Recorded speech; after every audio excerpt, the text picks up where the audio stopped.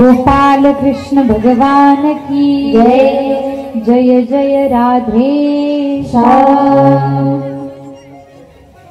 यानंतर पहा 7व्या स्कंधामध्ये प्रल्हादजींचं चरित्र आलेलं आहे। भगवंतानं प्रल्हादावर कशी कृपा केली। सुतजींना 88,000 शौनकादी ऋषी प्रश्न करत आहेत की भक्त प्रल्हादावरती भगवंतानं कृपा कशी केली आहे। अगदी हिरण्यकश्यप दैत्य असताना सुद्धा प्रल्हादजींसारखा भगवत भक्त त्याच्या पोटी जन्माला आला। काय कारण घडलं। प्रल्हादानं भक्ती केली। अनेको प्रश्न या बाबतीत प्रल्हाद चरित्राच्या बाबतीत करत आहेत आणि आता त्याच प्रश्नांचं समाधान सुतजी करू लागलेत। पहा, प्रल्हादजींचं चरित्र सांगू लागले। मी तुम्हाला अगदी दुसऱ्या दिवशी हिरण्याक्षाचा वध कसा झाला ती कथा सांगितलेली आहे। दितीचा पुत्र, दितीचे 2 पुत्र, त्यामध्ये मोठा हिरण्यकश्यप आणि दुसरा हिरण्याक्ष। हिरण्याक्षाला तर वराह रूप धारण करून भगवान विष्णूंनी संपवलं, मारलं आणि पाण्यातली पृथ्वी वरती आणली, वरती स्थापन केली। वराह भगवंतानं म्हणजेच विष्णूंना हिरण्याक्षाचा वध केला म्हणून त्याचा भाऊ हिरण्यकश्यपूला भयंकर राग आला। तेव्हापासून हिरण्यकश्यपूनं भगवान विष्णूंचं वैरत्व पत्करलं। विष्णूंना शत्रू समजू लागला हिरण्यकश्यपू आणि हिरण्यकश्यपूनं एक प्रकारे सूड घेण्यासाठी, नवे नवे अमर बनण्यासाठी ब्रह्माजींची तपश्चर्या केली। अनेको दिव्य वर्ष तपश्चर्या केली आणि ब्रह्मदेव प्रसन्न होत आहेत। ब्रह्मदेव प्रसन्न झाल्यानंतर हिरण्यकश्यपूला वरदान मागायला सांगितलंय। हिरण्यकश्यपूनं मागितलं, प्रभू मला अमर बनवा, मला अमरपद द्या। ब्रह्मदेव सांगतात, अरे मीच अमर नाही, तुला अमर बनवू कसं म्हटले, मीच अमर नाहीये। तू एक काम कर, तुझ्या मरणाला विशिष्ट अशा अटीमध्ये बांधून घे, अट मांड काहीतरी। हिरण्यकश्यपूनं अट मांडली। पहा, हिरण्यकश्यपूनं सांगितलं, मला दिवसा मरण नको, मला रात्री मरण नको, मला पशुच्या हातून मरण नको, मला मनुष्याच्या हातून मरण नको, मला शस्त्रानं मरण नको, मला अस्त्रानं मरण नको, मला घराच्या आत मरण नको, घराच्या बाहेर मरण नको, मला 12ही महिन्यात मरण नको। ब्रह्माजी म्हटले तथास्तु। ब्रह्माजी तर तथास्तु म्हणून गेले। या हिरण्यकश्यपूला वाटलं, अरे आता मी अमर झालो, कारण ब्रह्माजींनी जी सृष्टी रचली आहे, जी निर्माण केली आहे, त्याच्यापेक्षा काहीतरी विचित्र मी मागितलंय। ब्रह्माजींनी जी सृष्टी निर्माण केली आहे त्या सृष्टीमधल्या कोणाच्याही हातून मला मरण येणार नाही, म्हणजे मी अमर झालो।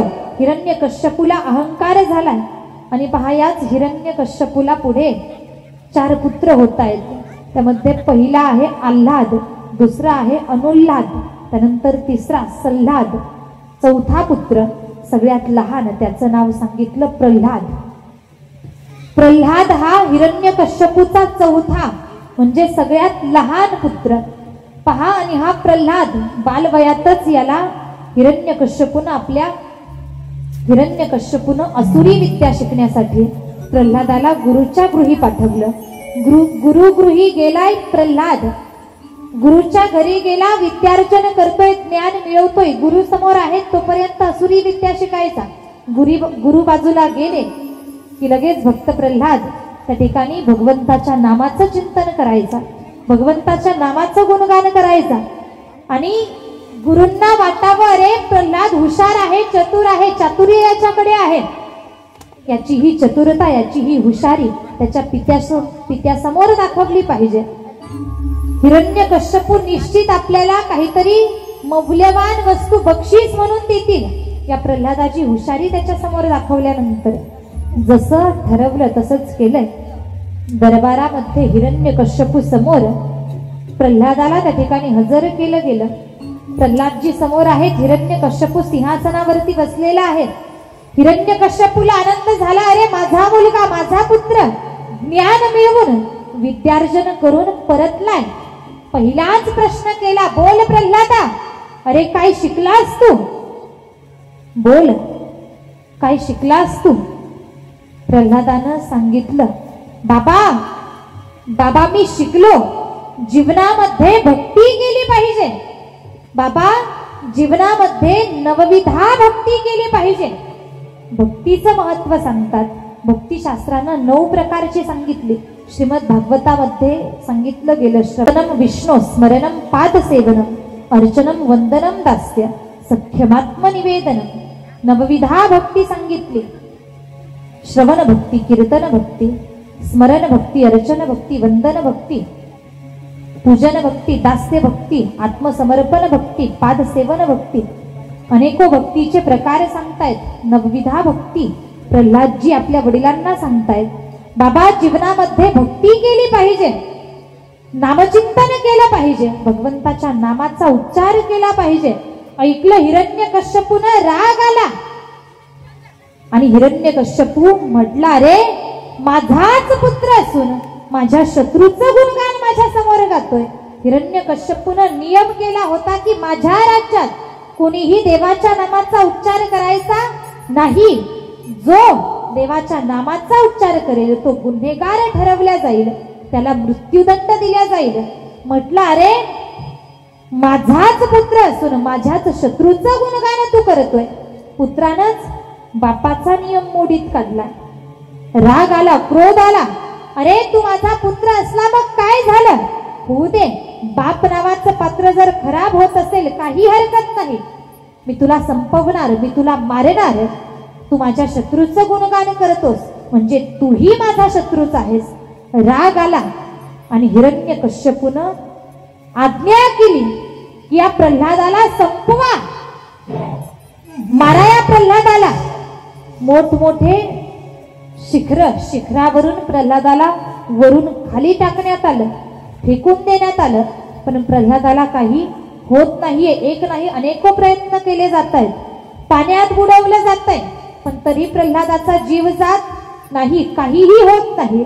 अग्नीमध्ये जाळलं जात आहे.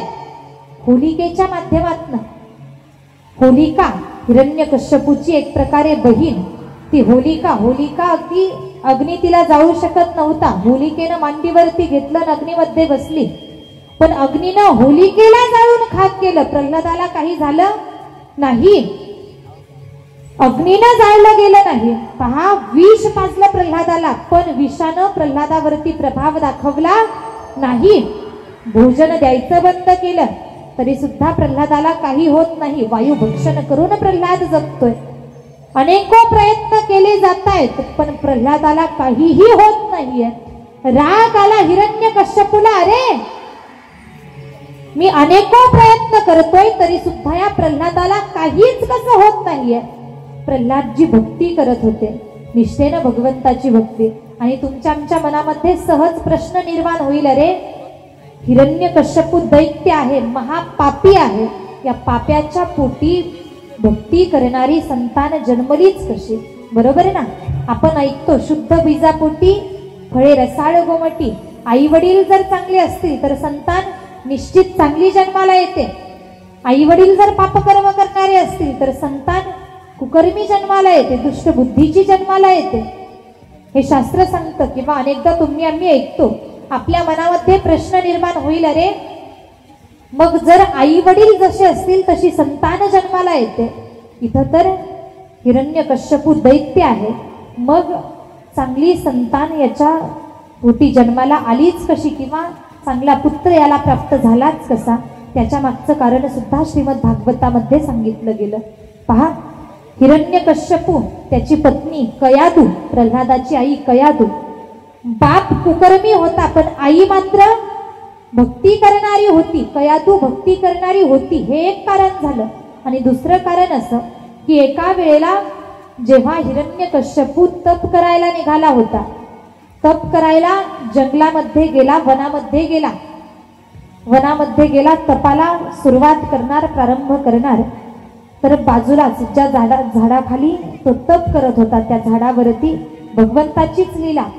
भगवान एक प्रकारे पोपटाच्या शुकाच्या पोपटाच्या माध्यमातून त्या ठिकाणी आले आणि नारायण नारायण नामाचा उच्चार करू लागले. नारायण नारायण उच्चार होऊ लागला. तो हिरण्यकश्यपू त्या ठिकाणी तपाला भगवंताला वैरी मानतोय, ब्रह्माजींना प्रसन्न करून घ्यायचे म्हणून तप करत होता. नारायण नामाचा उच्चार कानावरती पडला. राग आला, रे माझ्या शत्रूचं नाम मी ऐकलं, हा योग्य काळ नाहीये. पुन्हा घरी गेला. नारायण नारायण शब्दाचा उच्चार ऐकला, तप थांबवलं, निघाला, घरी गेला. घरी गेल्यानंतर कयादूला सांगू लागला. कयादूला विचारलं, तुम्ही तर तप करायला गेले होतात, परत आले कसे? तप सोडून का आले? तर कयादूला सांगू लागला हिरण्यकश्यपू, मी तप करण्यासाठी गेलो खरा, पण त्या ठिकाणी गेल्यानंतर एका पोपटाच्या मुखातून मी माझ्या शत्रूच्या नावाचा उच्चार ऐकला. शत्रूचं नाव ऐकलं. तो पोपट म्हणत होता नारायण नारायण. कयादूला आनंद वाटला, रे माझ्या पतीच्या मुखातून नारायण शब्दाचा उच्चार झाला. पहा ना, कयादू धार्मिक होती.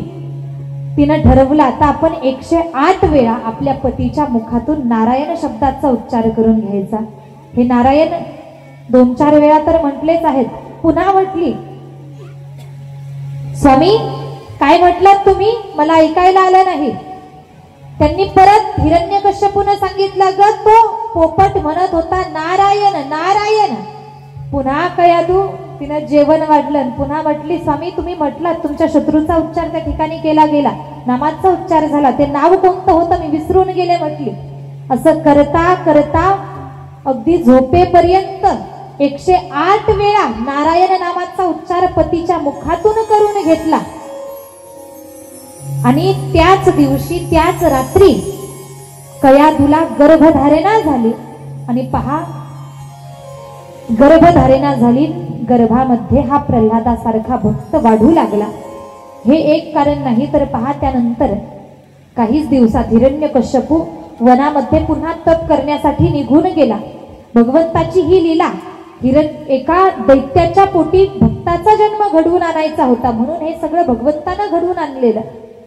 हिरण्यकश्यपू तर वनामध्ये निघून गेला आणि इंद्रानं कयादूचं त्या ठिकाणी आक्रमण करून अपहरण केलं. इंद्रानं नारदांची भेट रस्त्यात झाली. नारदांनी पाहिलं, अरे हिरण्यकश्यपू पापी आहे, त्याची पत्नी धार्मिक आहे. या कयादूचं हरण इंद्रानं केलंय, पण चुकीचं केलंय. शत्रुता हिरण्यकश्यपू सोबत आहे, पण धार्मिक असणारी त्याची पत्नी, त्याच्या पत्नीलाच हरण करून आणलंय. देवर्षी नारदांनी इंद्राला समजावून सांगितलं आणि देवर्षी नारदांनी इंद्राच्या तावडीतून कयादूचं रक्षण केलं. तिला सांगितलं, कयादू जोपर्यंत तुझे पती तपावरून परत येत नाहीत तोपर्यंत तू आश्रमामध्ये राहा, भगवंताचं नामचिंतन करत राहा, तू माझ्या आश्रमामध्ये राहू शकतेस. नारदांनी सांगितलं पहा. आणि कयादू त्या ठिकाणी साधू संतांच्या त्या ठिकाणी आश्रमामध्ये राहू लागली. कयादू राहतीये नारदजी. कयादू तर गर्भवती आहे. नारदजी नामचिंतन करतात, कथा करतात, कीर्तन करतात. कयादू त्या कथा कीर्तनामध्ये जाऊन बसायची. कयादू बसायची, पण त्या गर्भावरती संस्कार व्हायचे. आणि म्हणून असं सांगितलं जातं किंवा अनेकांच्या मुखातून तुम्ही ऐकलं असेल की गर्भवती स्त्रीनं कथा कीर्तनामध्ये जाऊन बसलं पाहिजे, नामचिंतन केलं पाहिजे. गर्भवती स्त्रीनं ग्रंथाचं पारायण केलं पाहिजे, भगवंताच्या नामाचा उच्चार केला पाहिजे. तिनं जर केलं तर तेच संस्कार तिच्या गर्भावरती होतील आणि येणारा पुत्र, जन्माला येणारी संतान ही चांगली जन्माला येणार निश्चित. गर्भावरती संस्कार झालेत या कयादूच्या. अगदी गर्भामध्येच नारदांनी या प्रल्हादावरती संस्कार केले. नवे नवे नारदांनी गर्भातच या प्रल्हादाला उपदेश केला की नामाचं चिंतन केलं पाहिजे. आणि म्हणून जन्मल्यानंतर सुद्धा प्रल्हाद भगवंताच्या नामाचं चिंतन करत होता, भक्ती करत होता. बापालाही सांगू लागला, बाबा जीवनामध्ये भक्तीच केली पाहिजे. सांगितलं, कडाडला हिरण्यकश्यपू, अनेको प्रयत्न केले आणि शेवटी लक्षात आलं प्रल्हादाला आपण काहीच करू शकत नाही. विचारलं, अरे प्रल्हादा, तुला वाचवणारा कोण आहे? कोण तुझं रक्षण करतोय? बोल. आपण म्हणतो देव तारी त्याला कोण मारी, साक्षात जगाचा मालक भगवंताचं रक्षण करत, जगाचा मालक प्रल्हादाचं रक्षण करत होता. आणि माईबाप पहा, प्रल्हादानं सांगितलं, बाबा ऐका, माझं रक्षण करणारा तो जगाचा मालक आहे, तो भगवान माझं रक्षण करतोय. जसं ऐकलं हिरण्यकश्यपू कडाडला, रे तुझा देव तुझं रक्षण करतो ना, तर तुझ्या अगोदर तुझ्या देवालाच मी संपवणार, तुझ्या देवालाच संपवतो म्हटला. प्रयत्न चालू केले, देवाला संपवायचंय, पण अरे तो देव आहे कुठं, करतो काय, राहतो कुठं? प्रल्हादालाच विचारलं, अरे बोल, तुझा देव आहे कुठे, राहतो कुठे? प्रल्हादाने सांगितलं, बाबा अशी जागाच नाही की माझा देव नाही.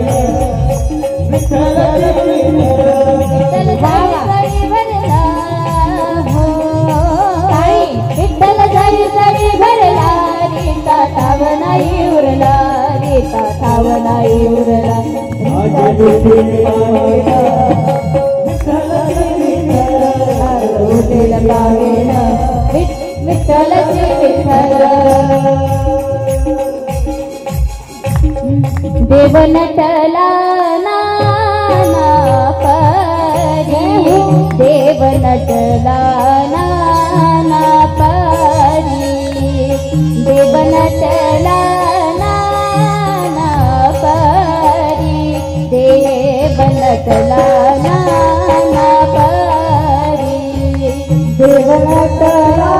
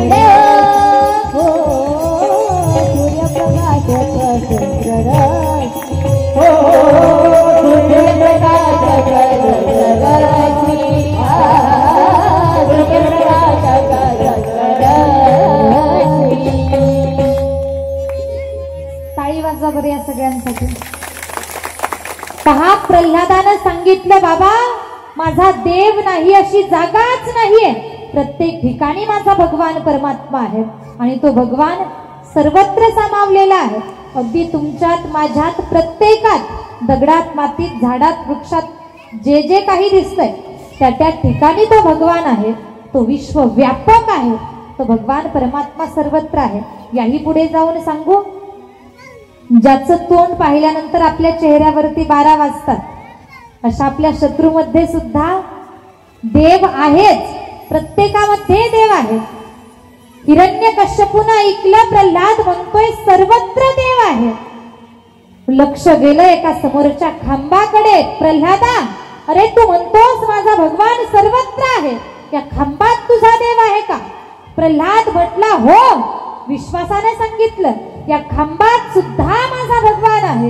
लाथ मारली हिरण्यकश्यपूनं, लाथ मारली तर त्या खांबातून जगाचा मालक एकदा आगळ्या वेगळ्या रूपात, एका विचित्र रूपात त्या ठिकाणी प्रकट झाले.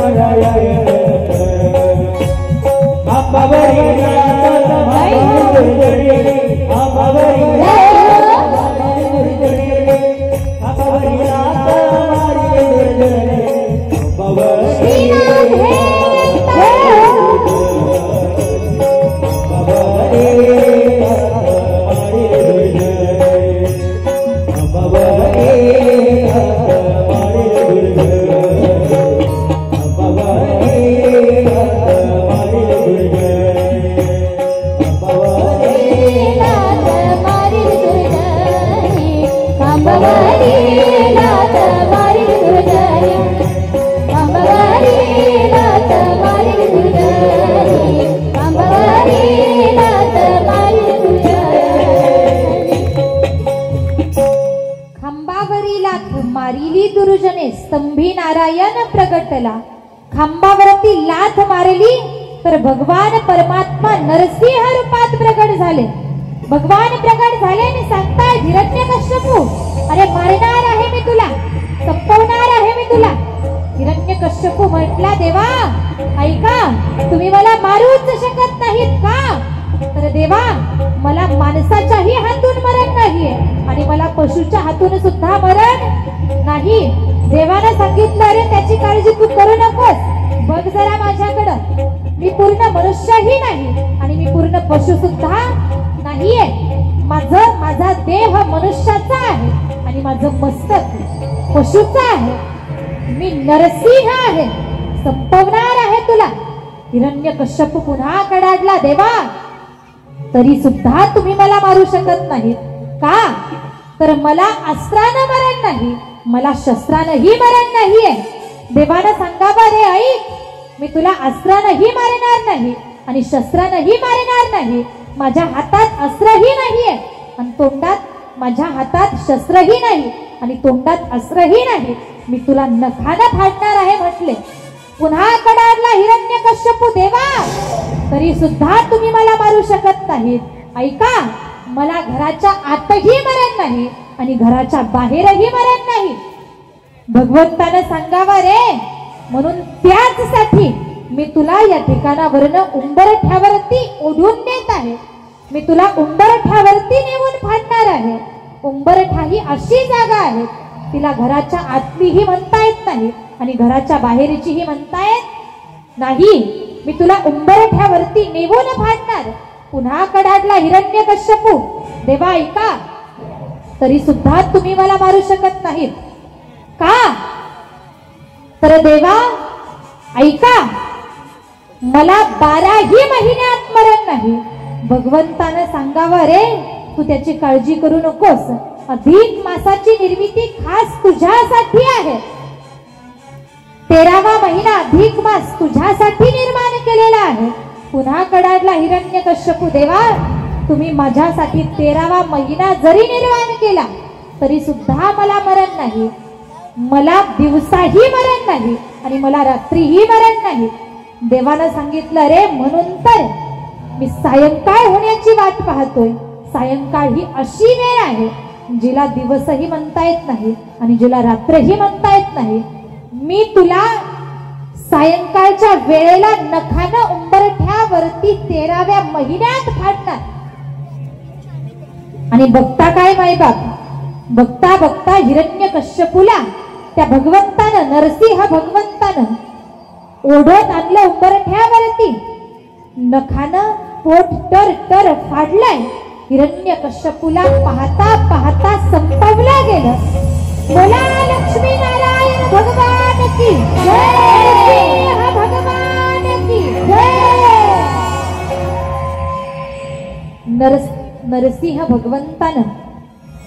नरसिंह भगवंतानं हिरण्यकश्यपूला संपवलं आणि त्या ठिकाणी प्रल्हादाचं रक्षण केलं. प्रल्हादाच्या रक्षणानंतर पुढे गजेंद्र मोक्षाची कथा येते. गजेंद्राची कथा येते. त्यानंतर पुढे विस्तारपूर्वक सर्व पाहण्यासाठी आपल्याकडं ऐकण्यासाठी वेळ कमी आहे. गजेंद्राच्या कथेनंतर पुढे सूर्यवंशाचं वर्णन केलं गेलं. त्या सूर्यवंशामध्ये सुरुवातीला अंबरीषीची कथा आली. अंबरीषी राजा अतिशय भगवत भक्त, भगवंताची भक्ती करणारा राजा. पण दुर्वासा ऋषींनी त्या अंबरीषाची परीक्षा घ्यायची ठरवली आहे. दुर्वासा ऋषी अंबरीषाच्या घरी आले. अंबरीषीला एकादशीचं व्रत होतं.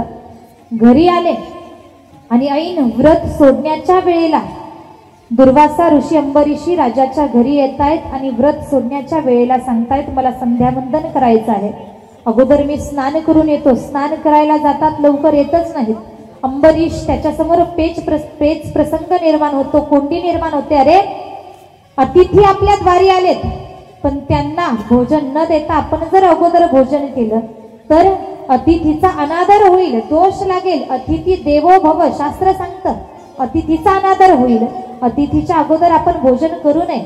आणि मग जर त्यांच्या येण्याची वाट पाहावी तर आपलं व्रत सोडण्याची वेळ झालेली आहे. व्रतही व्यर्थ जाईल. दोन्हीकडून कोंडी निर्माण झाली आहे. करावं काय तर पाणी पिलं अंबरीषानं. दुर्वासा ऋषी आले, माहिती झालं अंबरीषानं आपली वाट न पाहता आपल्याला येण्याच्या अगोदर पाणी पिलंय. राग आला दुर्वासाला आणि कृत्या नावाची एक शक्ती अंबरीषाला संपवण्यासाठी सोडली. ती कृत्या नावाची शक्ती अंबरीषाला संपवणार. तेवढ्यात भगवान परमात्म्यानं सुदर्शन चक्र सोडलं.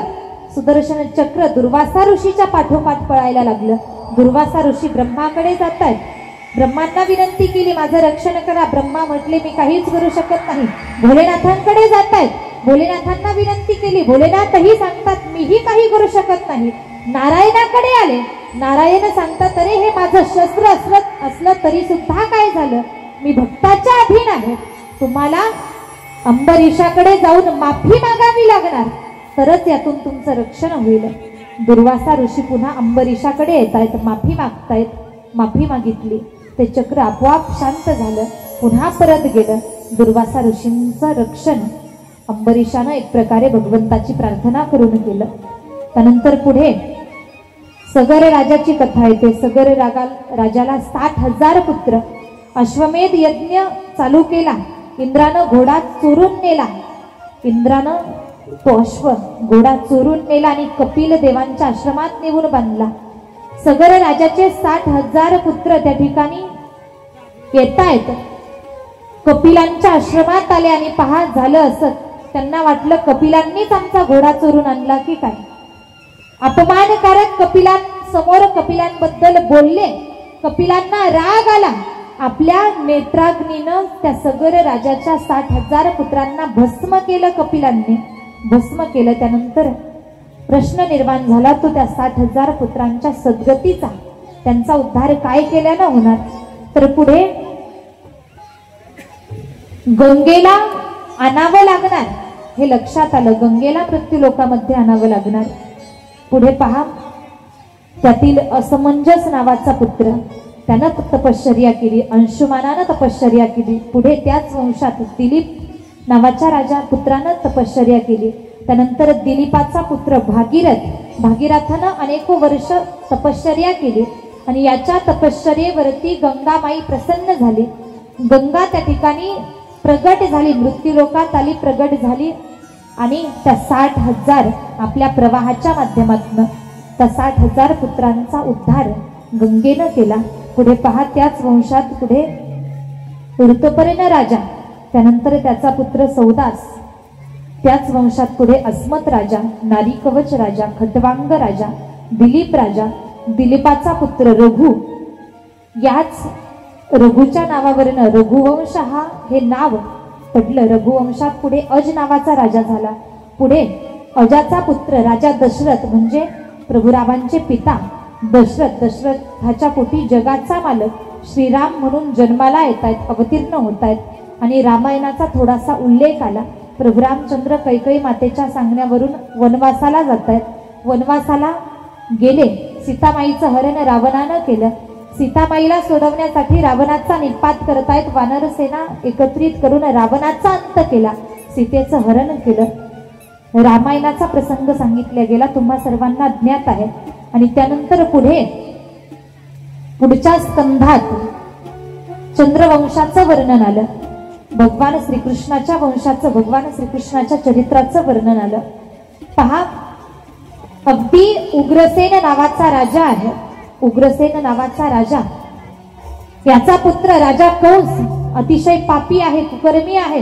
राजा कंस, या राजा कंसाची चुलत बहीण देवकीचा विवाह यानं ठरवला. वसुदेवाशी विवाह ठरवला. मोठ्या थाटामाटात विवाह सोहळा पूर्ण झाला.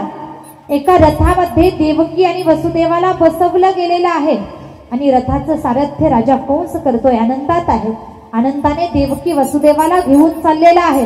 आकाशवाणी व्हावी, आकाशवाणीने सांगितलं, ए राजा कंसा ऐक, ज्या मोठ्या थाटामाटात तू देवकी आणि वसुदेवाचा विवाह लावला, तुझ्या या देवकी नावाच्या बहिणीचा विवाह लावलास, त्याच देवकीच्या पोटी तुझा काळ जन्माला येणार आहे. त्याच देवकीचा 8वा पुत्र तुझा काळ बनणार आहे. कंसानं त्याची बुद्धी फिरली आणि मी देवकीलाच संपवणार म्हणून देवकीवरती शस्त्र उगारलं. वसुदेवानं हात धरला आणि सांगितलं, आमचा पुत्र तुझा काळ बनणार आहे, तर ऐक, आमच्यापासून तुला काही धोका नाहीये, देवकीपासून तुला काही धोका नाहीये, तिच्या पुत्रापासून तुला धोका आहे. तो आम्हा दोघांनाही तुरुंगात डांबून ठेव. आम्हाला जी संतान होईल ती आम्ही तुझ्या हाती सोपवू. तुरुंगामध्ये डांबलं गेलंय वसुदेव देवकी यांना. पहिला पुत्र झाला, कंसाच्या स्वाधीन केला गेला. दुसरा, तिसरा, चौथा, 5वा, 6 पुत्र राजा कंसानं संपवले. 7वा गर्भ अगदी योग मायेनं रोहिणी उदरी नेऊन पोहोच केला. आणि 8व्या वेळेला जगाचा मालक त्या ठिकाणी तुरुंगात प्रगट होतोय. जगाचा मालक देवकी मातेच्या पोटी जन्म घेतोय. जगाच्या मालकाचा जन्म झाला. भगवान परमात्मा पुन्हा एकदा अवतीर्ण झाले. बोला गोपाल कृष्ण भगवान की जय. मधोमध झाकीला येण्यासाठी रस्ता करायचा. माता वर्ग मधोमध रस्ता करा. कारागृहामध्ये, तुरुंगामध्ये भगवान जन्माला आलेत. जगाचा मालक आहे पण तुरुंगात जन्म घेतलाय, तुरुंगात जन्माला आले. पहा, भगवंताचा जन्म झाला. जन्मल्याबरोबर भगवान परमात्मा 8 वर्षाचे प्रगट होत आहेत. देवकी माता विनंती करते, प्रभू तुम्ही जर असेच 8 वर्षाचे प्रगट झालात तर तुम्हाला माझा पुत्र कोणी म्हणणार नाही. देवा लहान व्हा. भगवान परमात्मा लहान होत आहेत. भगवंतानं वसुदेवांना सांगितलं, मला नंदाच्या वाड्याला नेऊन पोहोच करा. नंदाच्या घराला यशोदा आणि नंदजींना घेऊन यायचं. मजले गोकुळाला हो, नंदाच्या घराला यशोदा आणि नंदजींना समोर पाठवा. मजले गोकुळाला नंदाच्या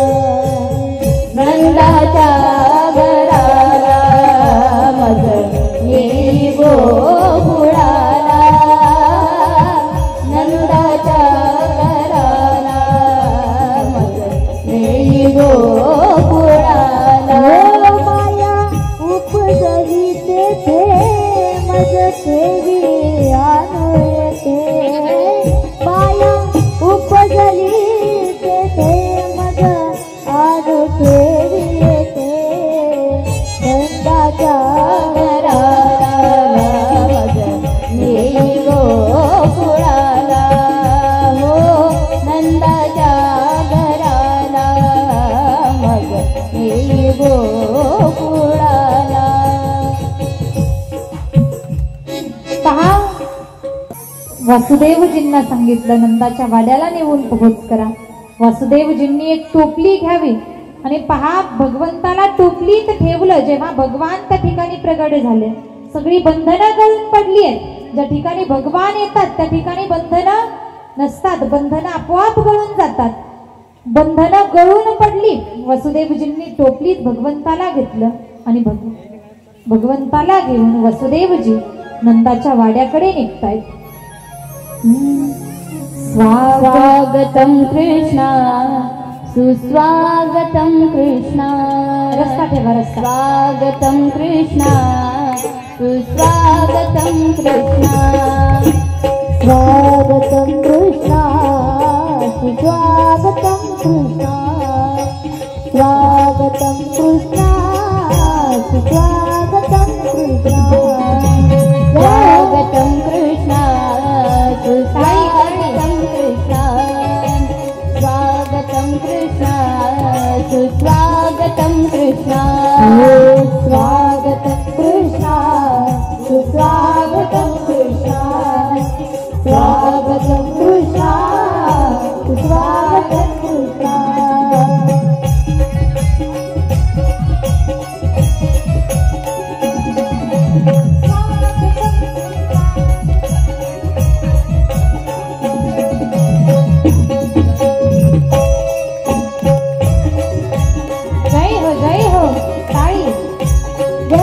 वसुदेवजी भगवंताला टोपलीत घेऊन निघालेत. मुसळधार पाऊस चालू झाला. भयंकर वातावरण निर्माण झालं. रात्रीची वेळ आहे. सर्वत्र काळोख पसरलेला आहे. ढगांचा गडगडाट, विजांचा गडगडाट. पहा विजांचा कडकडाट होतोय. विजा कडकड करतायत. मुसळधार पाऊस येतोय. यमुनेचं पात्र ओलांडून पुढे जायचंय. यमुनेच्या पात्रात प्रवेश केला तर यमुना मैयाला आस लागली ती भगवंताच्या दर्शनाची. यमुनेचं पाणी वाढायला लागलं. यमुनेला पूर यायला लागला. कमरेपर्यंत पाणी आलं, खांद्यापर्यंत पाणी आलं, मानेपर्यंत पाणी आलं, तोंडापर्यंत पाणी आलं. तोंडात पाणी घुसणार. भगवंतानं ओळखणारे आता तरी यमुनेला दर्शन द्यावं लागणार. अंगठा बाहेर काढला, स्पर्श झाला. फुलं खाली टाकायचे. पहा स्पर्श झाला आणि यमुना मैया ओसरली. वसुदेवजी नंदाच्या वाड्याला येऊन पोहोचतायत. स्वागतं सुस्वागतं स्वागतं कृष्णा स्वागतं सुस्वागतं स्वागतं कृष्णा स्वागतं सुस्वागतं स्वागतं कृष्णा स्वागतं सुस्वागतं स्वागतं कृष्णा स्वागतं कृष्णा सुस्वागतं कृष्णा स्वागतं कृष्णा सुस्वागतं कृष्णा स्वागतं कृष्णा स्वागतं कृष्णा स्वागतं कृष्णा. भगवंताचा जन्म झाला. बोला गोपाल कृष्ण भगवान की जय. यानंतर आता सर्वत्र आनंदी आनंद पसरलेला आहे. किती सांगू मी सांगू कुणाला किती सांगू मी सांगू कुणाला सर्वांनी उठून आनंदी आनंद झाला आनंदी आनंद झाला.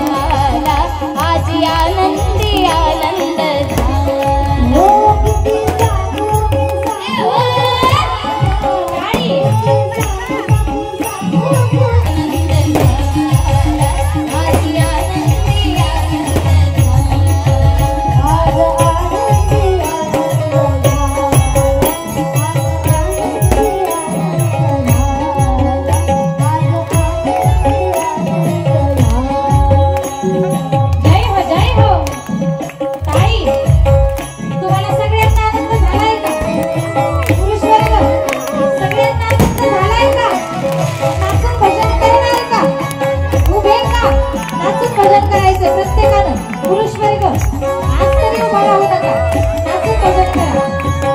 टाळी. जय हो श्री राधे. जय हो जय हो.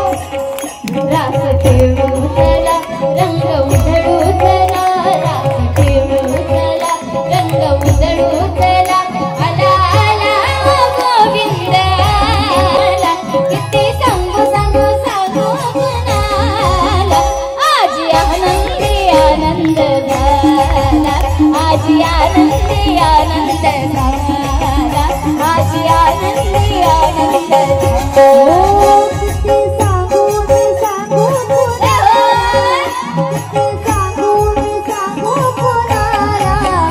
आज आनंदी आनंद जय श्री राधे. आज आनंदी आनंद झाला.